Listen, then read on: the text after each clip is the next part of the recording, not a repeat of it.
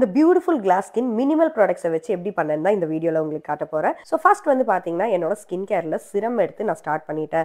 So இந்த சிரம் வந்துட்டு இட்ஸ் நியாசினமைட் சிரம் ஃப்ரம் க்ளோ ரெசிபி அண்ட் இது போட்டோன்னே பாருங்களேன் க்ளோ எவ்வளோ சூப்பராக இருக்குன்னு. இந்த வீடியோவில் நான் எந்த ஒரு ஃபில்டரும் யூஸ் பண்ணல, ஜஸ்ட் சன்லைட் முன்னாடி உட்காந்து மேக்கப் பண்ணிட்டு இருக்கேன். ஏன்னா என் ஸ்கின் இவ்வளோ கிளியராக இருக்கிற காரணமே வந்துட்டு நல்ல ஸ்கின் கேர் தான். ஃபவுண்டேஷன் போட்ட உடனே என்னோட ஸ்கின் பாருங்க எவ்வளோ க்ளோயிங்காக இருக்கு. Because it's glowing tinted foundation from Glowish. இமீடியட்டாக காம்பாக்ட்ல செட் பண்ணுற செல்ஃப் க்ரூமிங்க்கு நான் லூஸ் பவுடர் யூஸ் பண்ண மாட்டேன். ஸ்விஸ் பியூட்டியோட பென்சில் வச்சு ப்ரோஸை நான் ஃபில் பண்ணிட்டேன். கண்ணாடி இல்லாத காரணத்தால வந்துட்டு ஓடி போய் கண்ணாடி முன்னாடி நின்று ஐ மேக்கப் சீக்கிரம் முடிச்சிட்டேன். பிளஷ்ங்கிற விஷயம் எனக்கு ரொம்ப பிடிக்கும். வெக்கத்தால நம்ம கண்ணும் எப்பவுமே செவந்தது கிடையாது, பிளஷ்னால தான் செவந்திருக்கு. ஸோ அடுத்து மை ஃபேவரட் பார்ட் கிளாஸ் ஸ்கின்னுக்கு கூச்சியோட ஹைலைட்டர், லிக்விட் ஹைலைட்டர் எடுத்து இந்த மாதிரி போடுற. Look at that glow girls. என் ஃபேஸோட ஹை பாயிண்ட்ஸ்ல லிக்விட் ஹைலைட்டர் போட்டிருக்கேன். அந்த இடத்துல எல்லாம் வந்துட்டு ரேர் பியூட்டியோட பவுடர் ஹைலைட்டர் வச்சு செட் பண்ணும்போது என் ஹைலைட்டர் நகராது, க்ளோவுமே லாங் லாஸ்டிங்கா இருக்கும். அதே ஹைலைட்டர் ஸ்லீவ்லெஸ்ன்றனால கையிலையும் கொஞ்சம் எல்லாம் போட்டுட்டேன், கொஞ்சம் மினிமினு இருப்போமே அப்படின்றனால.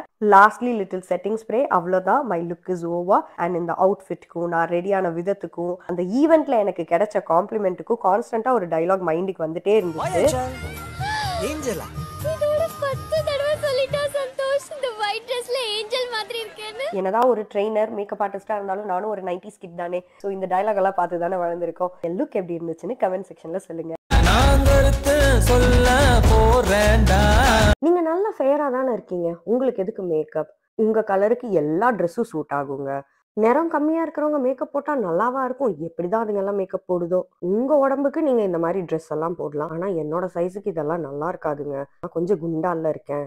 அவளுக்கு ரொம்ப கலருன்ற திமிரு, தான் அழகின்ற நினைப்பு, எப்ப பாரு கண்ணாடி முன்னாடியே நின்னுட்டு இருக்கா. அப்படி என்னதான் இருக்கு வயசு பிள்ளைக்கு மேக்கப்? இப்படி மேக்கப் போட்டுக்கிட்டே இருந்தா இதெல்லாம் எங்க உருப்பட போகுது? உனக்கு கல்யாணம் ஆயிடுச்சு, ஸோ அதுக்கேற்ற மாதிரி ட்ரெஸ் பண்ணு.